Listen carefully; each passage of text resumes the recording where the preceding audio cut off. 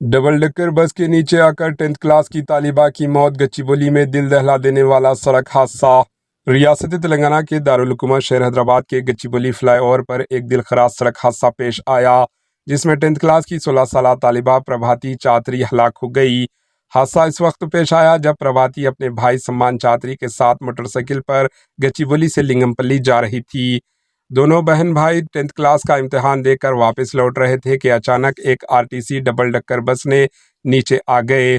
प्रभाती motorcycle के पीछे बैठी हुई थी जब बस ने इन्हें टक्कर मार दी। हादसे में प्रभाती मौके पर ही दम तोड़ गई, जबकि इसके भाई सम्मान चातरी को शदीद जख्मी हालत में करीबी अस्पताल मुंतकिल किया गया। ऐनी शाहिदीन का कहना है कि बस तेज रफ्तारी से फ्लाईओवर पर चढ़ रही थी और मोटरसाइकिल को संभलने का मौका नहीं मिला। रेस्क्यू टीम और पुलिस फौरी तौर पर मौके पर पहुंच गई और जख्मी सम्मान को तिबी इमदाद के लिए अस्पताल ले जाया गया। प्रभाती की लाश को पोस्टमार्टम के लिए भेज दिया गया। पुलिस ने बस ड्राइवर के खिलाफ केस दर्ज करके तफ्तीश शुरू कर दी। इब्तदाई तहकीकात में तेज रफ्तारी और गफलत के हादसे की वजह करार दिया जा रहा है। मुकामी लोगों ने इस वाक़े पर गहरे दुख का इजहार किया और फ्लाईओवर पर ट्रैफिक कवानीन पर सख्त से अमल दरामद का मुतालिबा किया।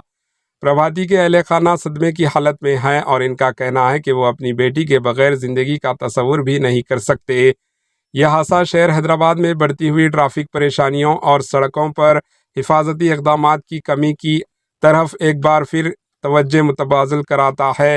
हुकाम से मुतालिबा किया जा रहा है कि इस तरह के वाक़यात को रोकने के लिए फौरी और मौसर इक़दामात उठाए जाए। Bureau report, AHN news.